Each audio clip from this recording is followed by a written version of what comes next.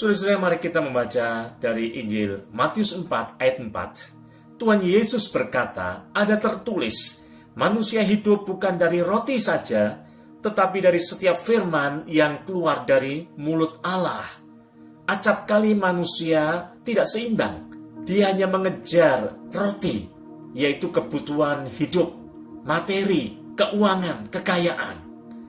Ada satu kisah imajiner, seorang pengusaha yang satu kali dia berlibur dan dia ada di sebuah pantai.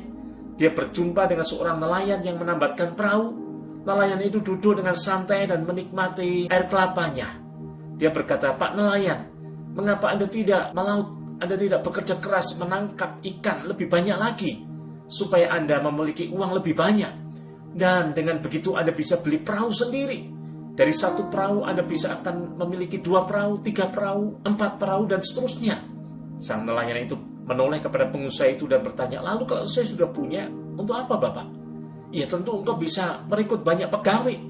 Tetapi lebih dari itu, orang-orang bekerja untuk engkau bisa punya uang banyak, engkau bisa menjadi kaya raya. Lalu kalau saya sudah kaya raya, saya berbuat apa Bapak?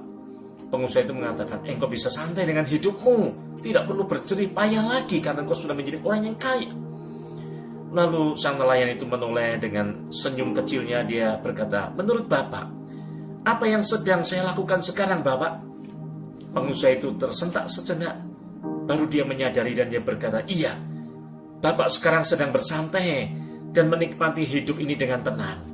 Saudara-saudara, kisah ini adalah sindiran dengan hidup kita yang seringkali mengkhawatirkan banyak hal sampai kita melupakan firman. Injil Yohanes berkata, Yesus Kristus adalah firman yang menjadi manusia. Di dalam Tuhan Yesus, setiap orang yang percaya beroleh anugerah keselamatan. Dan di dalam Tuhan Yesus Kristus, kita beroleh hidup yang berkelimpahan. Artinya kita bisa menikmati hidup yang damai, hidup yang berbahagia, hidup yang sukacita, hidup dalam kemurahan, memiliki ketenangan hidup ini.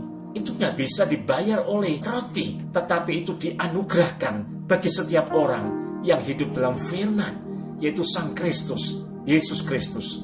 Saudara-saudara, firman juga bicara apa? Firman yang tertulis. Daud pernah berkata, firman-Mu adalah pelita bagi kakiku dan terang bagi jalanku. Bacalah firman Tuhan selalu, renungkan itu dengan sungguh-sungguh. Biarlah Roh Kudus yang bekerja dalam hidup saudara dan milikilah hidup yang seimbang.